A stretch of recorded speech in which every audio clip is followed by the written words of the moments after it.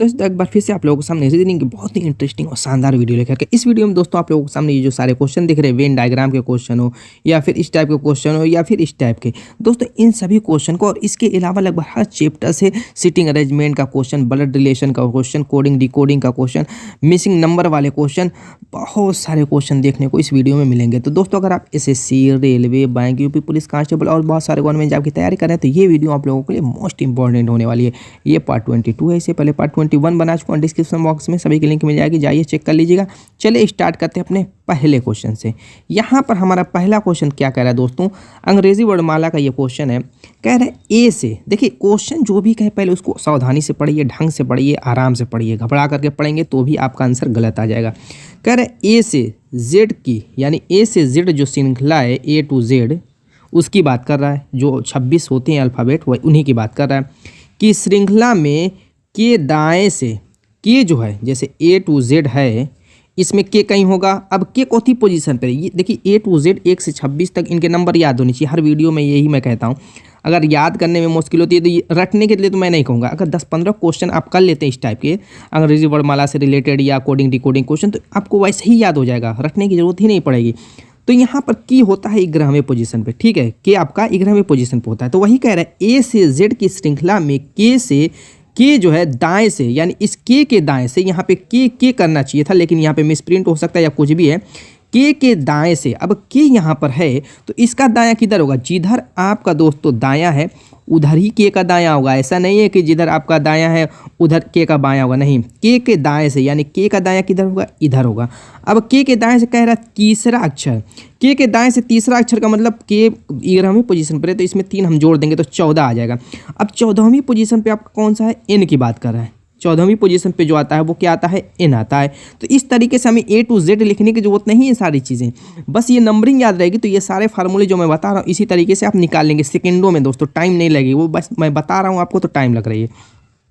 कह रहा है कि के दाएं से तीसरे अक्षर की बात कर रहा है, तीसरे अक्षर के बाएं। अब इस जो एन है इसके बाएं कह रहा है, यानी अब इसके बाएं कह रहा है तो इधर जाएंगे। कह रहा है कि एन के बाएं से 5वां अक्षर, अब एन 14वीं पोजीशन पर था और इसके बाएं जाने की बात कर रहा है तो अब जोड़ेंगे नहीं, क्योंकि दाएं की बात कर रहा था तो हम जेड की तरफ जा रहे थे, तो जेड की तरफ जाएंगे तो उसमें हम जोड़ेंगे, क्लियर है। और जब अपोजिट साइड यानी ए की तरफ जाएंगे, यानी बाएं साइड कह रहा है तो उसमें से हम घटाएंगे, चौथे की बात कर, अब 14वां यहाँ नंबर था 14, तो कह रहा है कि के दाएं से तीसरे अक्षर के बाएं से 5वां अक्षर, तो इसमें से जो 5वां अक्षर पूछ रहा बाएं से 5वां अक्षर, तो इसमें से 14 में से उसको घटा देंगे तो कितना हो जाएगा 9। अब 9वीं पोजीशन पे यहाँ कौन आएगा, आई आएगा, तो यही आपका दोस्तों आंसर हो जाएगा। तो वही पूछ रहा था कि बाएं से 5वां अक्षर कौन सा होगा, option 4 is the right answer. तो दोस्तों सेकेंडो लगेगा, सेकेंडो, ये मेरी गारंटी अगर ये चीज़ें मालूम रहेंगी तो, ठीक है। चलिए नेक्स्ट क्वेश्चन देखते हैं। यहाँ पर क्या कह रहा है, वही अंग्रेजी वर्णमाला का ये भी है। कह रहा है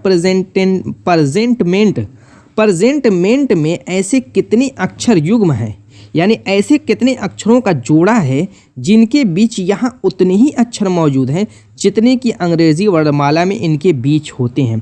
कहने का मतलब ये है, अगर मान लीजिए कि ए बी सी है तो अगर ए और सी आया तो अंग्रेजी वर्णमाला के अनुसार इनके बीच एक अक्षर है, तो सेम यहाँ पर भी वही चीज़ होनी चाहिए। जैसे मान लीजिए कि मैं लिख लेता हूँ प्रेजेंटमेंट,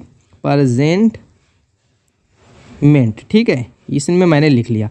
अब यहाँ पर देखिए पी है, पी के बाद आर आया है। अगर अंग्रेजी वर्णमाला में देखें तो पी क्यू आर आता है, यानी कि एक इसमें बीच में आना चाहिए। तो यहाँ पे जरूरी नहीं क्यू आए, इसमें कुछ भी अगर आ गया होता, A B C D F G कुछ भी आ गया होता तो इसको हम इस जोड़े को ले सकते थे, पी और आर को, नहीं आया।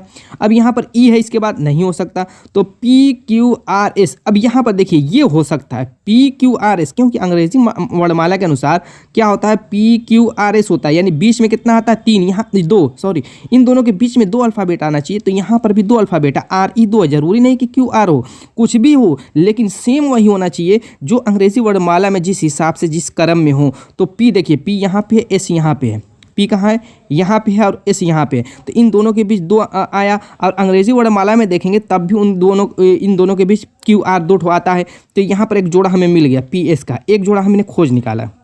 अब देखिए ई है तो कोई चांस ही नहीं बनता है, और उसके बाद दोस्तों टी एम इस तरीके से नहीं बनेगा। अब यहाँ पर देखिए, अब अगर इस तरीके से आप देखें, आप जो है यहाँ पर देखिए एन छूटा हुआ है। तो अगर इस तरीके से देखें, अपोजिट साइड से भी देख सकते हैं, ज़रूरी नहीं है कि आप सिर्फ सीधी साइड इस साइड से ही देखें। तो इस साइड से भी देखिए TN नहीं हो सकता ऐसा।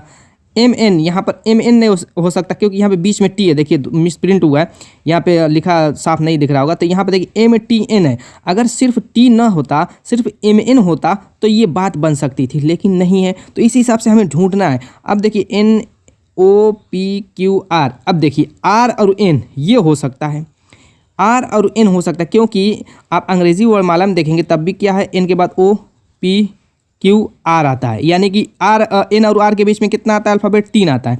अगर यहाँ पर भी देखेंगे तो ESE 3 तो यहाँ पर अल्फ़ाबेट है और उसके बाद RR है, यानी कि N और R का भी एक जोड़ा मिल गया। इस तरीके से हमने कितने जोड़े ढूंढे, 2 जोड़े ढूंढे। तो वही पूछ रहा है जितने कि अंग्रेजी वर्णमाला में इनके बीच होते हैं तो ऐसे कितने जोड़े मौजूद है। तो आप कहेंगे कि 2 option 3 is the right answer. इस टाइप के क्वेश्चन दोस्तों आते हैं, बहुत ही इंपॉर्टेंट क्वेश्चन है।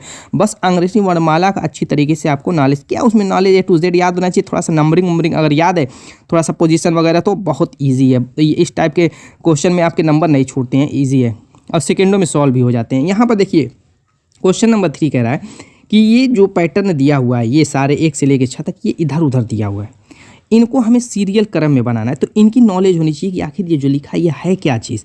जब तक नॉलेज नहीं रहेगी तो नहीं कर पाएंगे। जैसे कह रहे परिवीक्षा, अब परिवीक्षा का मतलब क्या आप नहीं जानते।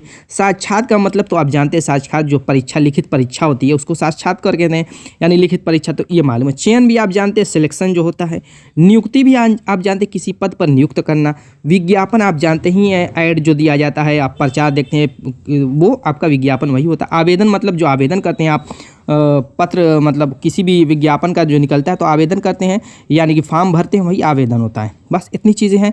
तो इसमें सबसे पहले होता क्या, देखिए कोई भी चीज़ की जब नियुक्ति निकलती है, आप ही देखिए कोई परीक्षा आप दे रहे हैं, B.Ed की, SSC की, या जो भी आपका, उसी का एग्जाम्पल ले लीजिए। तो सबसे पहले आप किस चीज़ को चेक करते हैं, पहले विज्ञापन चेक करते हैं। अरे कोई आवेदन तो नहीं निकला, कोई भर्ती तो नहीं निकली है, तो उसके लिए क्या करते हैं, इंटरनेट पर या कहीं पर भी विज्ञापन देखते हैं, यानी 5 नंबर वाला पहले देखते हैं। जब आपको विज्ञापन मिल जाता है तो दूसरा नंबर क्या करते हैं, तुरंत आप आवेदन करते हैं उस विज्ञापन के लिए, यानी 6 नंबर आवेदन करते हैं, ठीक है। उसके बाद जब आवेदन कर लेते हैं तो आपकी क्या होती है, लिखित परीक्षा होती है, यानी साक्षात्कार, इसी को बोलते हैं, यानी 2 नंबर। आपकी परीक्षा ही से रिलेटेड है, ये कहीं अलग से नहीं है, इतना ईजी है। उसके बाद क्या होता है दोस्तों, जब आप परीक्षा दे लेते हैं तो उसके बाद आपका चयन होता है, यानी 3 नंबर। जब चयन हो जाएगा तो नियुक्ति हो जाएगी, 4था नंबर आ जाएगा।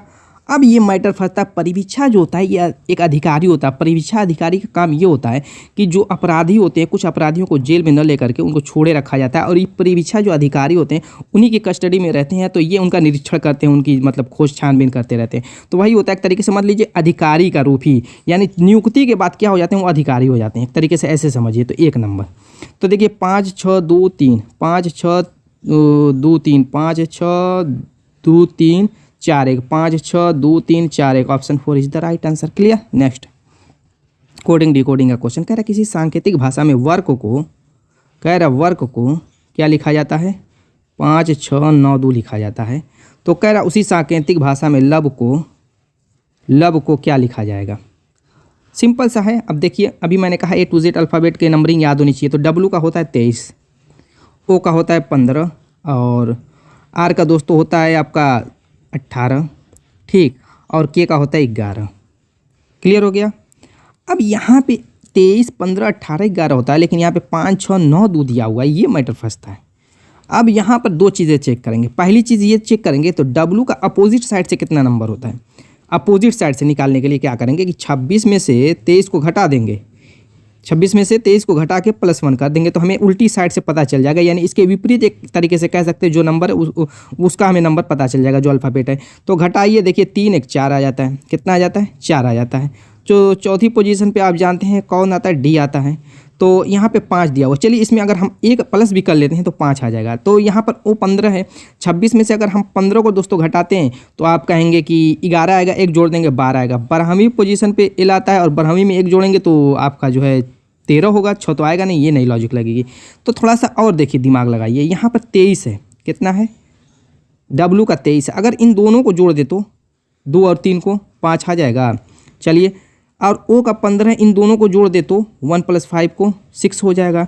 ऐसे ही आर का 18 है तो 8 और 1 को जोड़ दे तो 9 आ जाएगा, ठीक है। अब के 11 है तो 1 1 जोड़ दें तो 2, यानी कि उन्हीं संख्याओं को अंकों को जोड़ा गया है, जो इन संख्याएं बनी हुई 23 के अंकों को ही जोड़ दिया गया, 15 के अंकों को जोड़ा गया। तो ऐसे ही देखिए एल होता है 12वीं पोजीशन पे, ओ होता है 15वीं पोजीशन पे, और वी होता है दोस्तों आपको पता है कि 22वीं पोजीशन पे, और ई होता है 5वीं पोजीशन पे। क्लियर है। अब इनके अल्फा अंकों को जोड़ देते हैं, जैसे 2 1 3 हो गया, 5 1 6 हो गया, और 22 का मतलब 4 हो गया, 5 हो गया, 3 6 5 3 6 4 5 3 6 4 5। Option A is the right answer. Clear. तो 2-3 तरफ से दिमाग देखिए, जब तक नहीं लगाएंगे तब तक नहीं आएगा, और प्रैक्टिस कर लेंगे तो सेकंडों में निकालेंगे। तो इसीलिए प्रैक्टिस बहुत ही इंपॉर्टेंट चीज़ है। तो यहाँ पर देखिए कह रहा है D32 W34, और यहाँ पे मिस कर दिया है, फिर L33 L30 L32 E32 SC29 B31। तो देखिए 2 इसमें चीज़ें ढूंढनी है, एक तो संख्या ढूंढनी है, दूसरी अल्फ़ाबेट को। तो पहले हम अल्फ़ाबेट ट्राई करते हैं, जैसे D से W हुआ, D है 4थी पोजीशन पे। क्लियर है। और W अगर आप देखते हैं तो 23वीं पोजीशन पे अभी है। यहाँ पे मिसिंग नंबर हमें नहीं पता, कोई बात नहीं। L आपका है, L के है 12वीं पोजीशन पे, H है 8वीं पोजीशन पे, E है 5वीं पोजीशन पे, C है आपका 3री पोजीशन में, B यहाँ पर आ गया है 2री पोजीशन। अब इनमें अंतर देखिए किस हिसाब से घट या बढ़ रहे हैं। चलिए इधर से देखते हैं, क्योंकि इधर से बढ़ रहे हैं इधर से घट रहे हैं। तो यहाँ पे देखेंगे तो 2 से 3 हुआ यानी +1 हुआ, 3 से 5 हुआ यानी +2 हुआ, 5 से 8 हुआ यानी +3 हुआ, 8 से 12 हुआ यानी +4 हुआ, यानी 1 2 3 4 के क्रम में बढ़ रहे हैं, एकदम सीरियल वाइज प्राकृतिक संख्याओं के हिसाब से ही जुड़ रहे हैं। तो यानी कि इसके बाद +5 होना चाहिए, +5 होना चाहिए, मतलब 12 में +5 करेंगे तो 12 5 17, यानी यहाँ पे 17 आएगा। कितना आएगा? 17। और 17वीं पोजीशन पे क्या आता है? आप कहेंगे क्यों आता है। चलिए हमने निकाल दिया, अल्फ़ाबेट का मैटर सॉल्व हो गया। क्योंकि देखिए 17 के बाद आगे +6 होना चाहिए, तो 17 6 23, देखिए 23 लिखा हुआ है। उसके बाद देखिए 4 आ गया। आप सोचेंगे 4 कैसे आ गया, तो गलत हो गया। नहीं दोस्त, तो गलत नहीं हुआ है, आगे +7 होगा। तो 23 में अगर हम 7 जोड़ेंगे तो कितना आएगा? 26 से ज़्यादा अल्फ़ाबेट में नहीं होता है, जैसे ये 1 से 100 होता है, इसमें 26 तक ही जोड़ करके उसके बाद 1 से शुरू हो जाएगा। तो यहाँ पर अगर जोड़ेंगे, इसमें सिर्फ 3 की ज़रूरत है 26 के लिए, 23 में, तो 3 इसमें ले जा करके रखेंगे तो बचेगा 7 में से, और कितना? 4, क्योंकि 4 + 3 7 होता है। 3 को ले जाकर इसमें फेंक देंगे, 26 हो जाएगा। अब क्या हो जाएगा? फिर ए से स्टार्ट हो जाएगा। तो ABCD यानी 4 नंबर देखिए दिया हुआ है। तो डाउट सारे क्लियर हो जाएंगे दोस्तों, कोई डाउट नहीं होना चाहिए दिमाग में, ठीक है। चलिए ये तो हो गया। अब यहाँ पे नंबर वाला देखते हैं। 32 से 34 हुआ, 34 से पता नहीं क्या हुआ, फिर 33 से 30 हुआ। देखिए यहाँ पे चेक करते हैं, यहाँ पे चूंकि जगह कम है, यहाँ पे तो पता चल गया कि 2 बढ़ा है पहले, ठीक है। चलिए कोई बात नहीं। यहाँ पे 33 से 30 हुआ, यानी 3 क्या हुआ? माइनस हुआ, ठीक। 30 से 32 हुआ, यानी 2 प्लस हुआ। 32 से 29 हुआ, यानी -3 हुआ। फिर जो है 29 से 31 हुआ, यानी +2 हुआ। क्या हो रहा है? -3 + 2, -3 + 2, यानी कि यहाँ पर पहला वाला अगर देखते हैं, पहला वाला तो 32 से क्या हुआ? 34 + 2 हुआ था, तो +2 हुआ, उसके बाद -3 हुआ होगा, यानी कि यहाँ पे 34 है तो -3 करेंगे तो 31 आ जाएगा, यानी Q 31। ऑप्शन देखिए 3 is the right answer. Clear. Next, अब इसको कीजिए तो ज़रा और कमेंट कीजिए, देखिए क्या होगा। सारी ट्रिक और सारी लॉजिक इसमें फेल हो जाएगी। क्यों? क्योंकि ज़्यादातर देखिए इस टाइप के क्वेश्चन होते हैं 3 5 4 इस टाइप के ही ग्रुप में ही बांट के लगाए जाते हैं, लेकिन ये सारे ग्रुपों की धज्जियाँ उड़ा देगा क्वेश्चन, एकदम अलग थलग वाला है। तो इसीलिए मैं लेकर के आया हूँ, ताकि इस टाइप के क्वेश्चन आ जाए तो उस हिसाब से आपका दिमाग काम करे। जैसे MNO था, ठीक है, यहाँ पर लगा दिया हमने। फिर उसके बाद क्या हुआ? फिर उसके बाद हुआ है MM, क्या हुआ है? MMNO तक क्या हुआ है? MMNO, यानी डबल M बन गया है यहाँ पे। फिर उसके बाद 3 ठो M बना, उसके बाद 2 ठो N बना है, यानी कि यहाँ पर 1 ठो N हमने ऐड कर दिया। यहाँ पे क्या हुआ? MMNNO। फिर उसके बाद क्या हुआ है कि M के बाद फिर M ऐड किया गया है। क्या? M, देखिए किस हिसाब से अभी बन रहा है। MMNNOO, यहाँ पर O हमने डाला, ठीक। तो कितने हमने भरे? 2 2 4 ही फिल करना था, 4 हो गया, फिर बस यही फिल बना। क्या है? MNO, ठीक, MMNO, ठीक, MMNNO। फिर इसके बाद MMNO, ठीक है, फिर उसके बाद M। ये आपका एक पैटर्न बना हुआ है। तो यहाँ पे हमने फिल क्या किया? MNMO। ऑप्शन 3 था राइट आंसर। थोड़ा सा ये अजीब टाइप का फील हुआ है दोस्तों, कुछ एक साइक्लिक प्रोसेस जो बनता रहता है उस टाइप से बना हुआ नहीं लग रहा है, लेकिन एक प्रोसेस बन गया दोस्तों। अगर आप दिमाग देंगे, लगाएंगे, तो देखिए 1 ठो M हुआ, 2 ठो M हुआ, फिर 3 ठो M हुआ, फिर M 2 ठो हुआ, फिर घट करके 1 ठो, पहले इंक्रीज हुआ 3 तक, फिर M क्या हुआ? 2 हुआ, 1 हुआ, 1 तक फिर घट गया है। 1 से बड़ा है 3 तक, 3 से फिर 1 तक हुआ M की वैल्यू।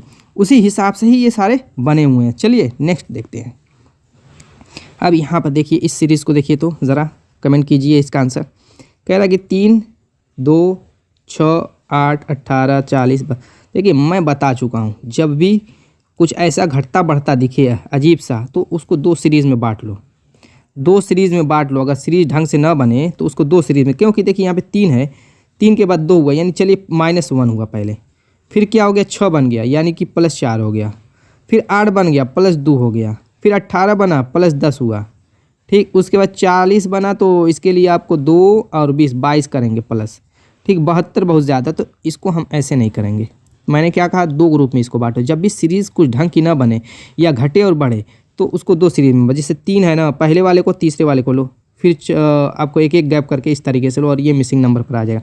यानी पहली अगर सीरीज़ हम लेकर के चलें, जैसे इसमें क्या आया 3, 6, 18, 72 और मिसिंग नंबर आया, तो इसी से ही हम निकाल सकते हैं। दूसरी सीरीज़ की ज़रूरत नहीं पड़ेगी, लेकिन उसको भी ले लेते हैं। जैसे 2 है, 8 है, 40 है, 240 है, 2 है, 8 है, 40 है और 240 है। चलिए देखते हैं, पहले इसी वाले को चेक कर लेते हैं। 2 से 8 बना, यानी कि अगर हम 2 में दोस्तों किससे गुणा करें, 4 से, तो 8 बन जाएगा। फिर 8 से 40 बना यानी 5 से गुणा किया गया। फिर 40 से 240 यानी 6 चौको 24, 6 से गुणा किया गया, यानी 4, 5, 6 इस तरीके से गुणा किया गया। इसकी कोई ज़रूरत नहीं है। अगर आप पैटर्न निकालना रहता तो हम यहाँ से 7 से गुणा करके निकाल सकते थे, लेकिन उसकी कोई ज़रूरत नहीं। अब इसमें देखिए 3 में हमने 2 से गुणा किया, 6 बना। 6 में हमने 3 से गुणा किया, 18 बना।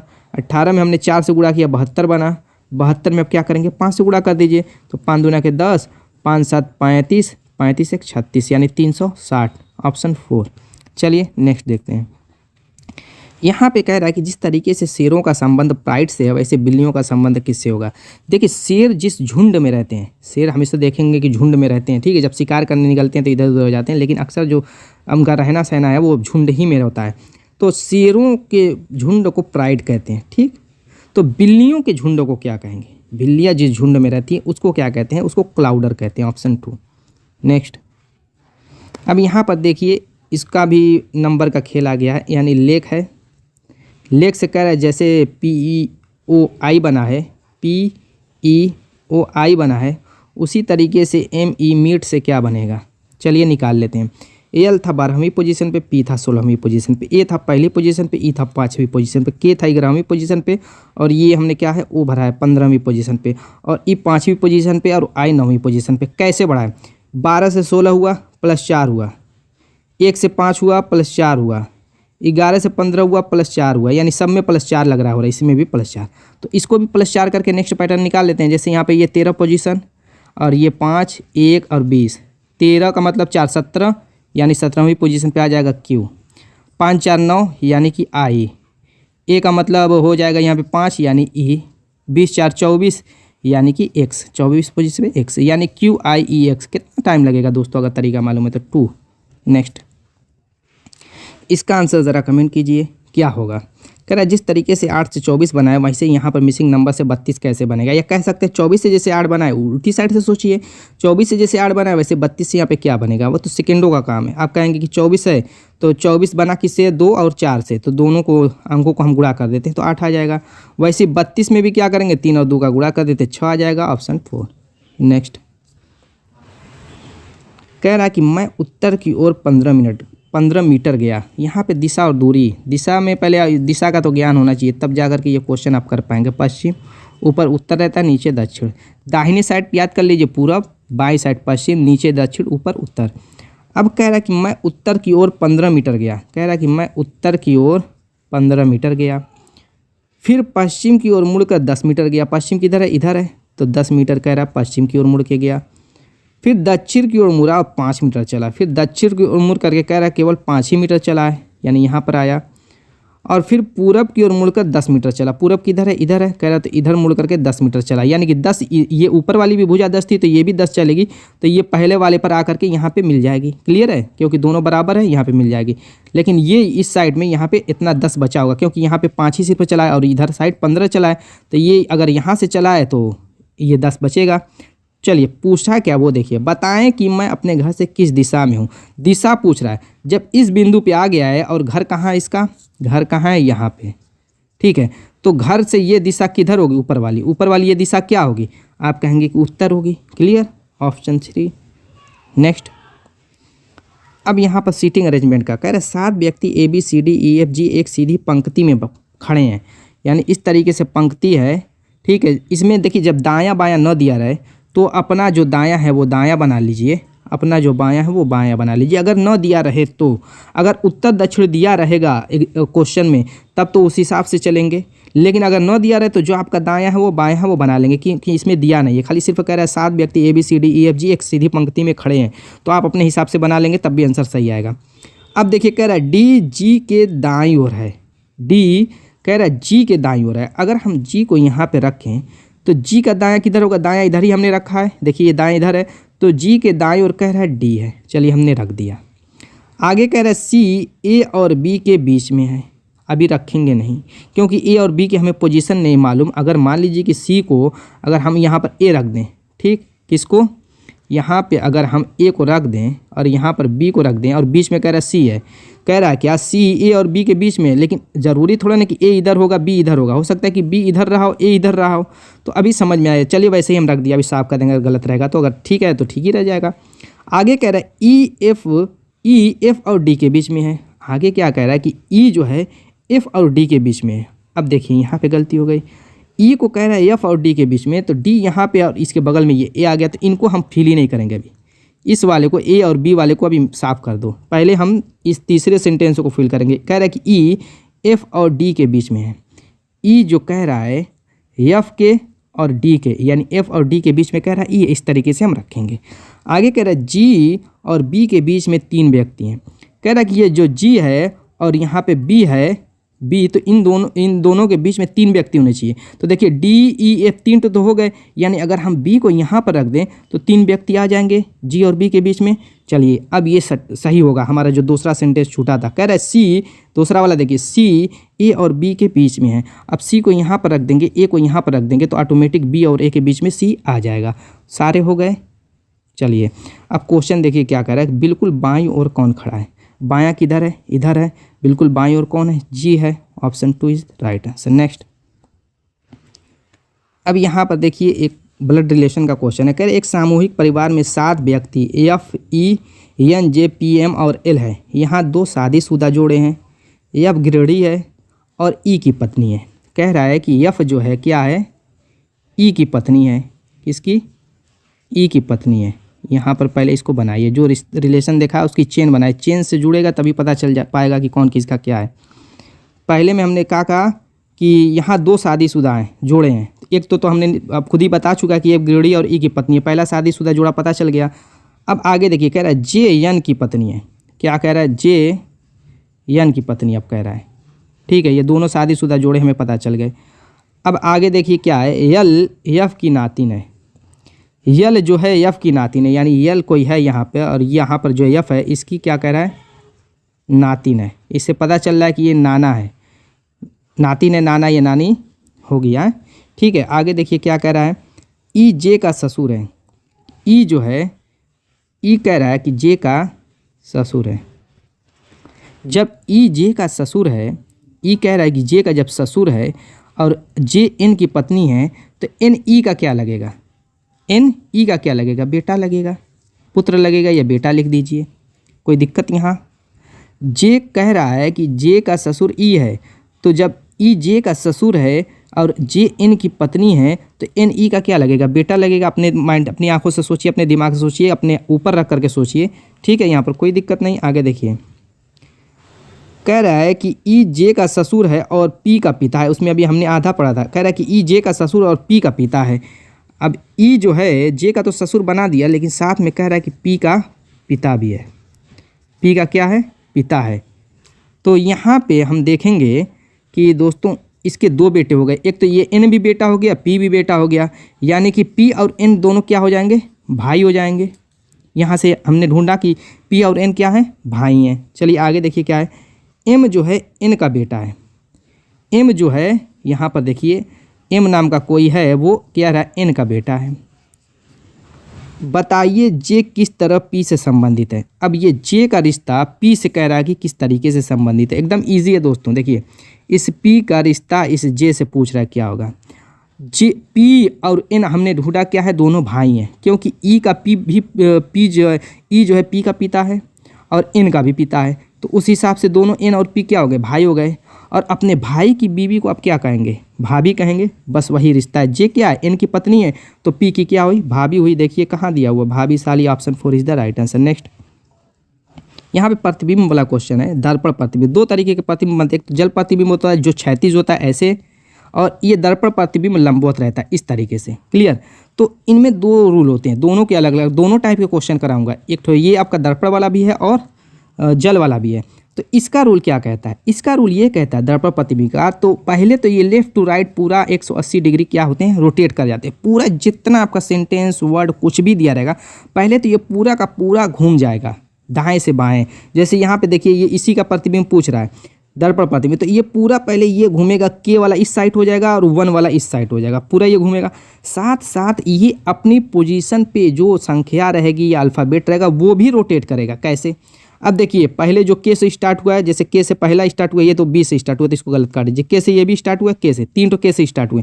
लेकिन मैंने क्या, पहले तो पूरा घूम जाएंगे इधर से दाएं से बाएं, जो आपका सेंटेंस दिया रहेगा या वर्ड दिया रहेगा, जो कुछ भी दिया रहेगा, और साथ साथ अपनी जगह से भी रोटेट करेंगे। तो यहाँ पर के ये जो है ये अपने जगह से भी, जैसे मान लीजिए ये के है तो ऐसे हो जाएगा, ऐसे रोटेट करके अपने आप में भी ये 180 डिग्री घूमेंगे। तो ये तो सीधा का सीधा है, ये तो वैसे ही गलत हो गया। अब देखिए ये दो, 3 और 4 में देखिए के कैसे रोटेट होंगे, बिल्कुल ऐसे ही रोटेट होंगे। ए रोटेट होगा सेम टू सेम ऐसा ही, ए जैसा ही बनेगा, उसमें कोई बदलाव होगा नहीं। पी रोटेट होगा तो ऐसा बनेगा, देखिए दोनों में चल रहा है मैटर, वो तो ऐसा ही ऐसा रहेगा। डी रोटेट होगा ऐसा बन जाएगा, ठीक है। अब यहीं से बदल रहा है, एन रोटेट होगा तो ऐसा बनेगा, ये तो सीधा ही एन दे दिया है। एन रोटेट होगा तो ऐसा बनेगा। तो ऐसे आगे ढूंढने की हमें ज़रूरत नहीं है, 4 ऑप्शन पे टिक लगा के आप आगे बढ़ जाएंगे एग्जाम में बैठे तो। लेकिन यहाँ पे चेक कर लीजिए, एक तो वैसे ही रहेगा, 2 भी रोटेट होगा तो ऐसा हो जाएगा। और उसके बाद दोस्तों देखिए आपका क्या है, 6 है रोटेट होगा ऐसा होगा, 9 ऐसा हो जाएगा, 1 ऐसा, यानी कि option 4 is the right answer. समझ में आ गया होगा, पहले पूरा रोटेट होगा, फिर ये संख्याएं और नंबर जो जो रहेंगे वो अपने आप में ही रोटेट होंगे पूरा 180 डिग्री दाएँ से बाएँ। क्लियर। नेक्स्ट, अब जल प्रतिबिंब उससे भी इजी है। जल प्रतिबिंब में क्या होगा, उससे भी ये लंबवत रोटेट होते हैं इस तरीके से, यानी ऊपर से नीचे, नीचे से ऊपर हो जाएंगे, बस और कुछ नहीं होगा। ये दायां बायां वाला तो सेम टू सेम रहेगा, वो अपनी ही जगह पे रहेंगे, बस ये फिगर जो है ये घूमेगा। जैसे जी है, जी क्या होगा, उल्टा हो जाएगा। तो जी यहाँ पे सीधा ये तो होगा नहीं, देखिए जी 2 में भी उल्टा दिया हुआ, 3 में भी, 4 में, यानी 2, 3, 4 में ऑप्शन में, ठीक। तो अब आर भी क्या होगा, नीचे का ऊपर, ऊपर का नीचे हो जाएगा। तो देखिए 4 में नहीं है, इसको काट दीजिए। अब बचा हुआ 2 हमारा ऑप्शन, तो आर देखिए इसमें भी उल्टा हो गया, इसमें भी उल्टा हो गया। अब उसके बाद 9 भी उल्टा हो जाएगा, तो 2 में देखिए 9 सीधा ही दे दिया, ये भी आपका ऑप्शन गलत हो गया। ऐसे चेक करके सिर्फ 2 ही 3 में आप निकाल सकते हैं, यानी option 3 is the right answer. लेकिन आगे अगर चेक करना चाहते हैं, 8 भी आपका क्या हो जाएगा, पलट जाएगा। देखिए पलट गया, ए भी उलट गया, वो भी, पी भी हो गया वैसे ही। 7 देखिए ये भी आपका अपोजिट हो गया एकदम, ये भी हो गया। 6 ई भी हो गया, ई देखिए पलटेगा, जब लंबवत पलटेगा तो सेम टू सेम ऐसा ही बनेगा। यहाँ पर अगर हम रखेंगे जल प्रतिबिंब, जल रखें, उसकी छाया कैसी बनेगी, ऐसी ही बनेगी, ई की नहीं पलटेगा, ठीक। एस भी ऐसा बन जाएगा, यानी option 3 is the right answer. Clear. Next, यहाँ पर देखिए वेन डायग्राम का है, इसको ज़रा कीजिए, बहुत ईजी क्वेश्चन है ये भी। क्या कह रहा है, पत्रिका, मासिक, साप्ताहिक। अगर हम पत्रिका ले लें, किसको, इसको पत्रिका, तो अब मुझको बताइए कि ये मासिक साप्ताहिक क्या चीज़ होती है, वो पता रहेगा तभी तो आप करेंगे। मासिक का मतलब आप समझ गए महीने में आने वाली, साप्ताहिक मतलब सप्ताह में आने वाली। तो पत्रिका जो होती है एक मासिक भी होती है, एक साप्ताहिक भी होती है। कुछ पत्रिकाएं हर महीने आती है और कुछ महीना हर सप्ताह आती है, कुछ पत्रिकाएं हर सप्ताह आती हैं। तो मासिक भी इसी में आ जाएगा और साप्ताहिक भी। लेकिन मासिक और साप्ताहिक तो दोनों अलग अलग है, क्योंकि ये महीना 30 का होता है, सप्ताह 7 का होता है, तो ये दोनों आपस में नहीं मिलेंगे। बट यहाँ पर पत्रिका मासिक भी होती है और साप्ताहिक भी होती है, यानी ये आपका क्या हो जाएगा, मासिक हो जाएगा, और ये आपका क्या हो जाएगा, साप्ताहिक हो जाएगा। बस हो गया आपका डायग्राम बन के तैयार। Option 3 is the right answer. दोस्तों उम्मीद है कि वीडियो पसंद आई होगी। मिलेंगे इस शानदार धमाकेदार टिप के साथ अपने नेक्स्ट वीडियो में।